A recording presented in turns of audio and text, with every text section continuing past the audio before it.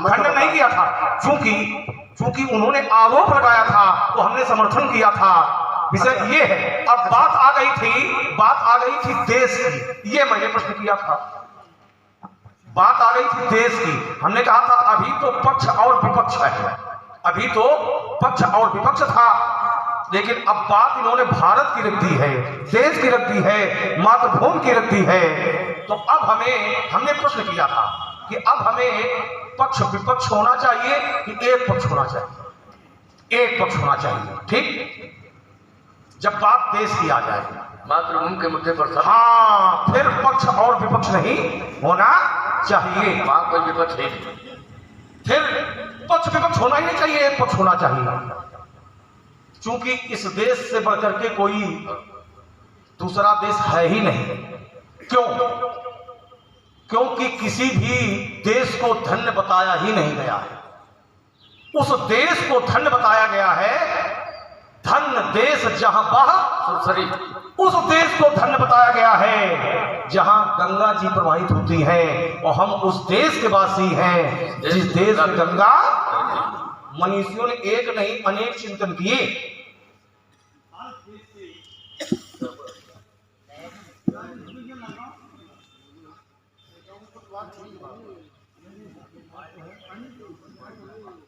आप तो बलगुआ के हो, आप पता नहीं है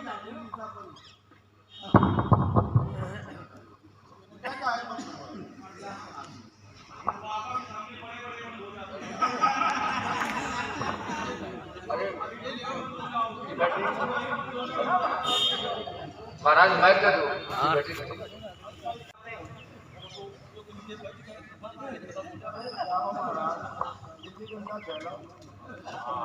ये ठीक कहा है कि गिल्ली डंडा खेलिएगा। अब गिल्ली यहाँ कौन है और डंडा कौन है, ये समझना पड़ेगा। अब अलग बहुत खिलायो तो ही। चलिए, अब बात आ गई देश की। भगवान के जितने भी अब तक अवतार हुए हैं वो भारत देश में ही हुए, अन्य देश में नहीं हुए। जितने भी अवतार अब तक हुए, क्यों? एक प्रश्न बना,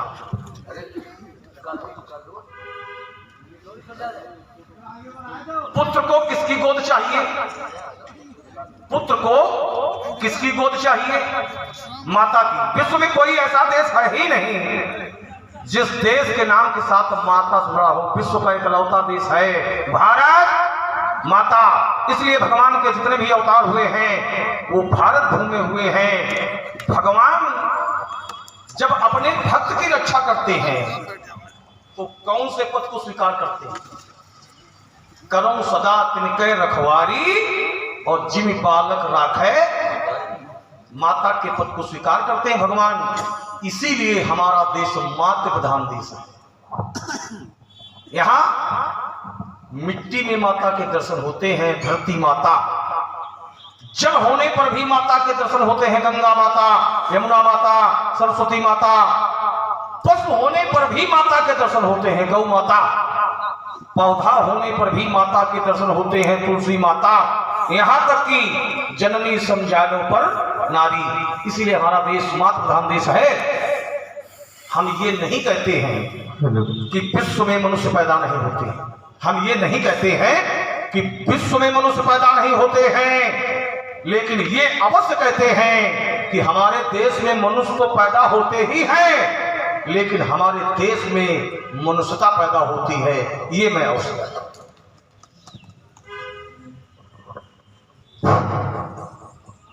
विदेशों में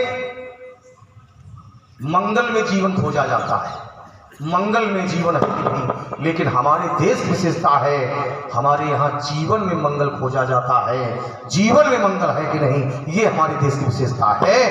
यहाँ भगवान भी जब आते हैं, भगवान भी जब यहाँ धराधाम पर आते हैं तो हमें कर्म की शिक्षा देते हैं। कर्मण्येवाधिकार अस्ति, कर्म की शिक्षा देते हैं। यहाँ कर्म से भाग्य बदलते, श्रम निष्ठा कल्याणी, त्याग और तप की गाथाएं गाती कवि की बानी, यहाँ का सैनिक, यहाँ का सैनिक। कैसा है यहाँ का सैनिक अकबर जी? तो बताया गया कि सोने की बनी अंगूठी है और जिसमें जड़ा नगीना है, और सीमा पर देखो हर सैनिक का 56 इंची।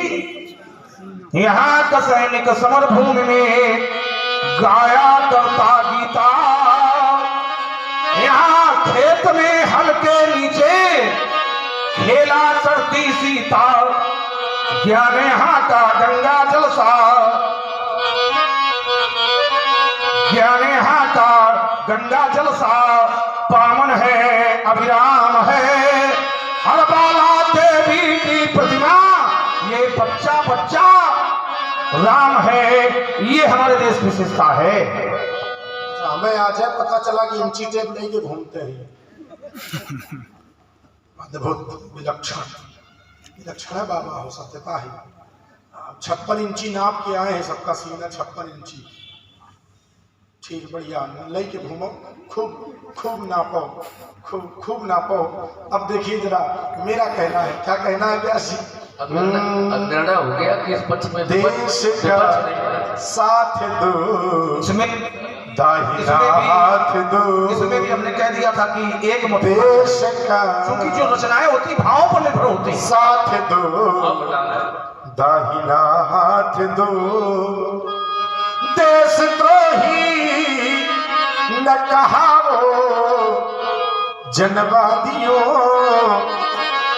देश का साथ दो, दाहिना हाथ दो, जिस जमीन पर पले दौड़ घुटनों चले। चाहे जहां भ्रमण करो आप, विश्व के किसी देश में चले जाओ, लेकिन सत्यता ये है, जो सुख अपनी माँ और अपनी मातृभूमि में आकर के हमें मिलता है, वो सुख हमें संसार में कहीं मिलने वाला नहीं है। कवि कहता है, जिस जमीन पर पले दौड़ घुटनों चले, उस जमीन को न लजाओ मनवादियों, देश का साथ दो, दाहिना हाथ दो, देश हित में लहू जो पिए जाएंगे, देश हित में लहू जो पिए जाएंगे, वो अमर नाम दुनिया में हो जाएंगे। ये न पूछो कि मरकर किधर जाएंगे, ये न पूछो कि मरकर किधर जाएंगे, प्रभु जिधर भेज देंगे हम उधर जाएंगे, देश का साथ दो, दाहिना हाथ दो। मातृभूमि की जो रक्षा करते, मातृभूमि की, इसको मातृभूमि न समझिएगा, ये मातृभूमि नहीं है, ये मातृभूमि है। मातृभूमि की जो रक्षा करते, उन वीरों का सशद वंदन है, और दुश्मन की छाती छरकर वापस आ जाए तो उस अभिनंदन का। हिमाद्रि तुंग श्रृंग से प्रबुद्ध शुद्ध भारती,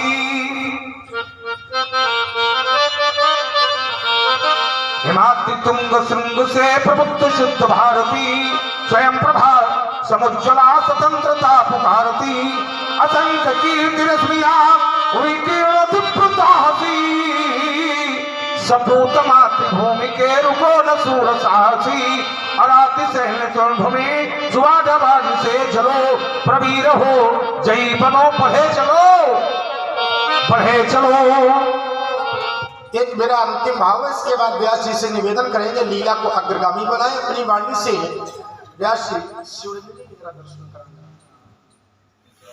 हाँ, बस यही बात है।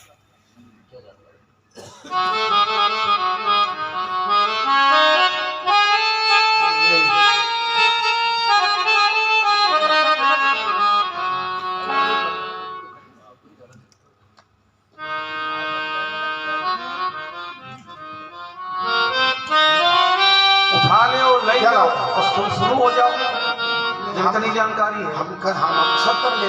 क्यों करे? अच्छा तुम खिसियाने का है? नहीं, खिसिया हमें अगर जानकारी तो तुम्हें क्यों नहीं, बुरा लगा? खिसिया इसलिए रहे हैं, तुम ब्याज जी को बता रहे हो कि ये वाला नहीं वो वाला, अरे नहीं जान पा रहे तो उठा लो और रख लो, शुरू हो जाओ। नहीं जान सकता जो उसके विषय में जानता। ब्याज जी से पूछो, हमने उनको क्या बताया? जो बताया ब्याज जी ने समझाओ, ब्याज जी ने शुरू हो समझाओ। जाओ। हमने कहा कि ब्याज जी इतने परिपक्व, तुम शुरू हो जाओ, ब्याज जी वहीं पहुंचाएंगे, पहुंचे हुए हैं वो। यही अंतर है अपने और आप में, यही अंतर है। तुम हल्के में ले रहे हो ब्याज जी को। हम ब्याज जी को हल्के में लेते तो तीसरे से दूसरा में शिवरंजनी बनाना। चूंकि अच्छा तुम ये बताइए राग कौन सा बजा? हम बैरागी हैं, बैरागी नहीं, तुम रागी हो, हम बैरागी बीच में 3-5 और ब्याज नहीं आता है। और ब्याज को बताना नहीं है, जबकि ब्याज माने ही ब्याज होता है, समास नहीं होता है। ये जबरदस्ती का मत करो, ठीक है ना? चलिए हम तो अपनी बात कर ही रहे हैं। मुझे एक घटना याद आ गई। नहीं 36 का आंकड़ा ले वो तो जीवन भर रहेगा। लक्ष्मण परशुराम माने 36 का आंकड़ा, लक्ष्मण है, परशुराम है? आइए, एक मैया का एक बेटा था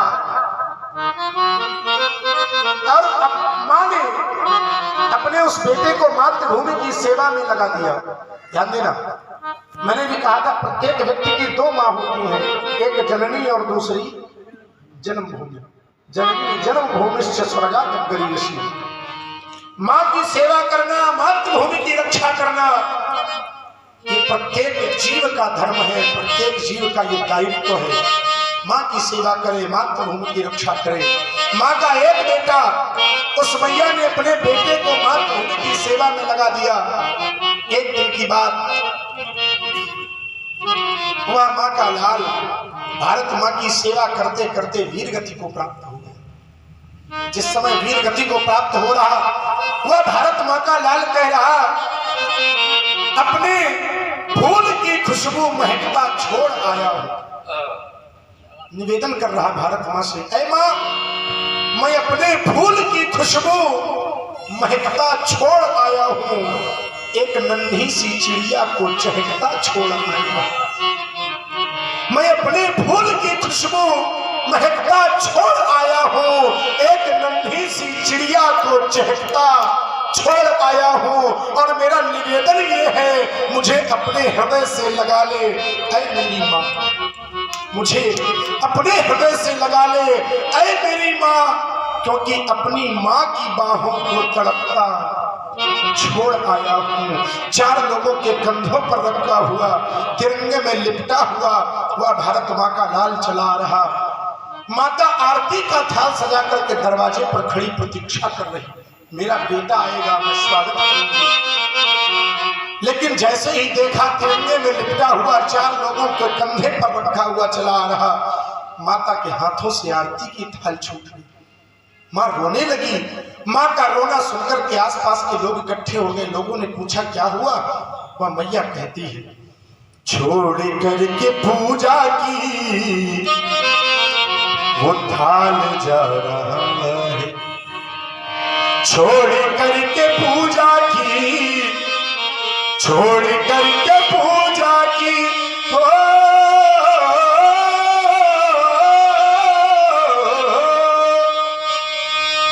छोड़ करके पूजा की वो थाल जा रहा है, और वो देखो तिरंगे में लिपटा मेरा लाल आ रहा है, तिरंगे में लिपटा मेरा लाल आ रहा है। मैया कहती है, जिसने माँ की सेवा की धर्म भी निभाया है, जिसने माँ की सेवा की धर्म भी निभाया है, और आज जब आवश्यकता पड़ी तो माता की भी माता का कर्ज चुकाया है, माता की भी माता का कर्ज चुकाया है, छोड़ करके सारे रिश्ते, छोड़ करके सारे रिश्ते,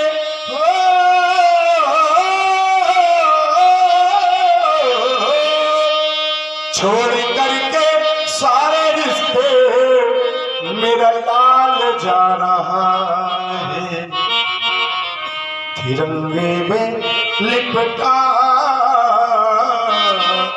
मेरा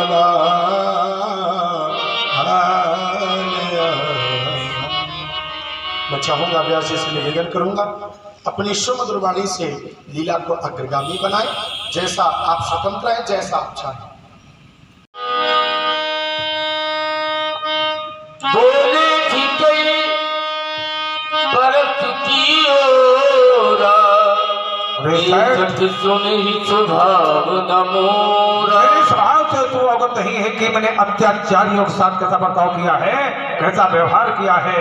बालक बालक बोले बधो नहीं तो केवल केवल मुनि जड़ जान चिमो।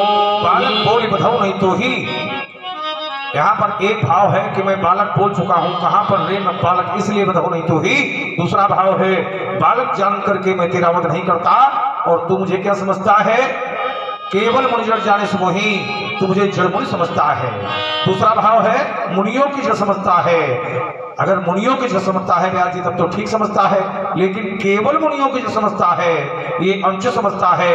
मैं मुनियों की जड़ हूँ लेकिन इसके साथ साथ और कुछ वो क्या हूँ, बाल ब्रह्मचारी अति कोही, विश्व विश्वविदित क्षत्रिय कुलद्रोही। आजन्मा ब्रह्मचारी से ब्रह्मचर्य अमृतोष्ठता बल वीर्यम विश्व जानिया छत्र को दोहिना छत्र को दोहिना छत्र को दोहिना भुजबल भुजबल भूमि भूप बिनु विपुल बार महिदेव। मैंने भुजाओं के माध्यम से पृथ्वी को निक्षत्र करके ये भूमि भूमिहीन ब्राह्मणों को दे दी है। साहब बाहु सच बाहु भुज छेद निहारा, परसु करत बिलोक महीप कुमार। सहस्त्रार अर्जुन की 1000 भुजाओं का छेदन करने वाले परस को दे मात्र में तू ही काल का कल हो जाएगा। बात पिताई जल सोच बचे सरसी करत महीप किशोर, गर्भन के अर्भक दलन परसु भरत मूर काल के वसीभूत होकर अपने वंश के विनाश पर तुला हुआ है। गर्भन के अर्भक परसुमूर अति घोर अति घोर अति घोर। लखन बोले मृदुभानी, अहो मुनीच महाभट मानी। अहो मुनीश, आप कहते हैं लक्ष्मण केवल मुनि जड़ जाने से मोही। अरे लक्ष्मण तू हमें केवल मुनि जानता है ना महाराज, हमने केवल मुनि नहीं जाना है। अहो मुनीश, आप तो मुनियों के ही हैं। संसार में 4 प्रकार के योद्धा होते, भट्ट, सुभट, उद्भट और महाभट। ना हमने आपको भट जाना, ना सुभट जाना, ना उद्भट जाना, हमने तो आपको महाभट जाना है। अहो मुनीश महाभट मानी, हमें तो ये चौथे नहीं लग रहे। इनके लिए एक और शब्द प्रयोग होना चाहिए। ना ये भट्ट है, ना सुभट है, ना उद्भट है, ना महाभट है, ये है भटाभट। जहां तक है वहीं से शुरू। महाराज अपना ये परस मुझे बार बार दिखा करके मानो ऐसा लग रहा है कैसा, पुनी पुनी मोही देखा वो ठार।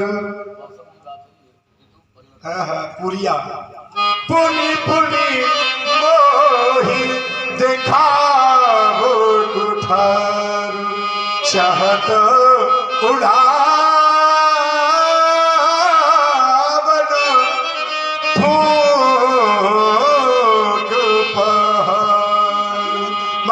लग रहा है जैसे अपना ही है परस मुझे बार बार दिखा करके आप फूक से पहाड़ लाना चाहते हो, लेकिन यहाँ क्या है परस, यहाँ कुम्हाड़ बतिया को बुलाई जे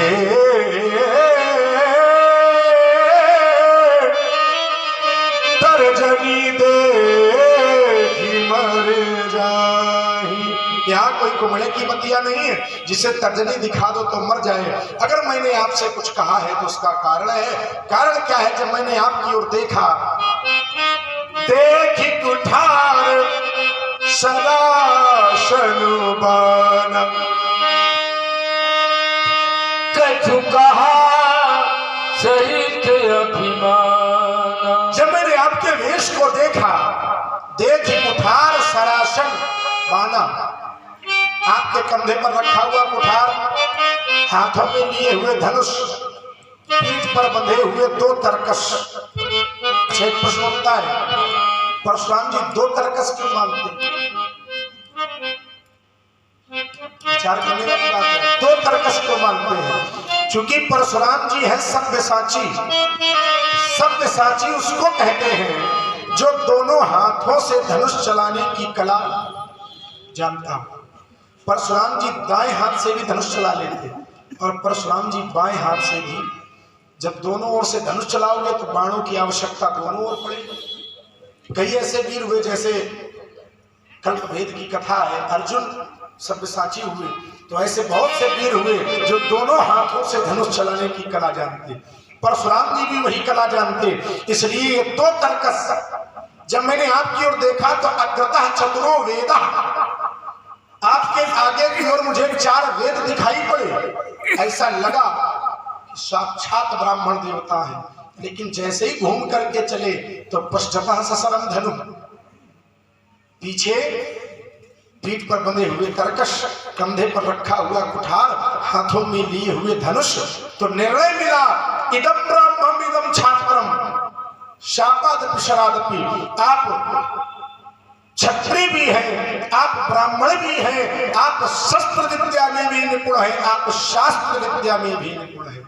इसलिए पहले जब मैंने देखा तो मुझे कुछ और दिखाई पड़ा, लेकिन जब पुनः मैंने ध्यान से देखा, ध्यान से, तब मुझे कुछ और दिख गया। क्या दिखा गया? भृगु सुत समोझी जने वो बिलो की, जो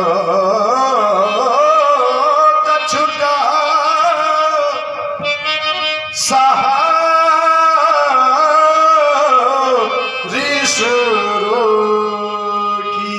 जब मैंने आपके और ध्यान से देखा तो मुझे कुछ और दिखा। क्या देखा? जनेऊ बिलो की। मेरी दृष्टि पड़ गई जनेऊ पर। अच्छा, एक विशेषता ये है कि कम से कम हमने परशुराम जी के जनेऊ को देखा। नहीं तो आज स्थिति हुआ है कि संसार में न लोग जनेऊ देखना चाहते, न जनेऊ वालों को देखना चाहते। हमने कम से कम जनेऊ देखा, इसके लिए हमारे आभारी रहो कि हमने जनेऊ देख लिया आपका। तो मैंने जब जनेऊ देखा तो मैं समझ गया आप कोई साधारण नहीं है, आप भृगुवंशी ब्राह्मण हैं। अच्छा, फिर प्रश्न उठा कि जनेऊ को देख करके ये कैसे पता चल गया कि ये भृगुवंशी ब्राह्मण है? क्योंकि प्रत्येक ब्राह्मण जनेऊ धारण करता है, और ब्राह्मण ही नहीं, ब्राह्मण, क्षत्रिय, वैश्य तीनों को जनेऊ धारण करने का अधिकार है। शूद्र को कंठी धारण करने का अधिकार है। तो जब ब्राह्मण के जनेऊ को देखा तो इनके जनेऊ में ऐसी क्या विशेषता जो मैंने ये जान लिया कि ये भृगुवंशी ब्राह्मण है? कुछ न कुछ तो विशेषता होगी। मेरी दृष्टि पड़ गई गांठ की। जो सामान्य जनेऊ है उनकी गांठ होती है लिंगाकार, लंबाई के आकार में, लेकिन परशुराम जी के बाबा भृगु को भगवान ने वरदान दिया, तब से इनके वंश में लिंगाकार ग्रंथि न होकर के चक्राकार ग्रंथि होती, गोले के आकार में। अब फिर प्रश्न उठा, प्रश्न पर प्रश्न है। प्रश्न फिर उठा कि गांठ ही क्यों दिख गई? भाई गांठ कैसे दिख गई? तो गांठ दिखने का कारण यह है, जनेऊ धारण करने का ये नियम होता है कि जनेऊ की गांठ सदैव हृदय पर होनी। ये नहीं चाहे यहाँ लटका लो। अच्छा, चाहे यहाँ लटका लो तब भी ठीक है, लेकिन कुछ लोग तो मकान की मालिकी वहीं बांध लेते हैं। हाँ, का 2-4 जो लगी है वो तो लगी है, 2-4 गांठी अपने पास से वो लगा ले, फिर वो जनेऊ अशुद्ध हो गया। उस जनेऊ को पहनने का कोई मतलब नहीं है। दूसरी बात, ऐसा भी नहीं है कि जनेऊ लेकर के आए और लेकर के पहन लिया, जब मन आया तब पहन लिया, जब मन आया उतार के रख दिया, ऐसा भी नहीं है। नियम है धारण करने का। धारण करने का मंत्र है, वैदिक मंत्र भी है और पौराणिक मंत्र भी है। ओम यज्ञोपवीतम परमम पवित्रम प्रजापतेर्यत् सहजम पुरस्तात् आयुष समग्रम प्रतिमंच शुभ्रम यज्ञोपवीतम बलमस्तु तेजः। यज्ञोपवीत धारण करने का ये मंत्र है पौराणिक। धारण करो तो मंत्र से करो, करने से होता क्या है तो मंत्र कह रहा है, इसका अर्थ करिए जरा। यज्ञोपवीतम बलमस्तु तेजः। जो लोग यज्ञोपवीत धारण करते हैं वो बलवान होते हैं, उनका तेज कभी समाप्त। जो नित्य प्रति गायत्री का जप करते हैं तो गायत्री जप करने वाले ब्राह्मणों का तेज कभी समाप्त। केवल ब्राह्मण नहीं, ब्राह्मण तो गायत्री करते ही हैं, क्षत्रियों की भी गायत्री है। जो रुद्र गायत्री है क्षत्रियों की गायत्री है, और वैश्य गायत्री परशुराम जी बता देंगे। सबकी गायत्री अलग अलग है। ब्राह्मणों की गायत्री अलग है, क्षत्रियों की गायत्री अलग है, वैश्य की गायत्री अलग है। तो जो क्षत्रियों की गायत्री है वो रुद्र गायत्री है। गायत्री जप का ये नियम होता है, जिस समय गायत्री का जप हो उस समय आपके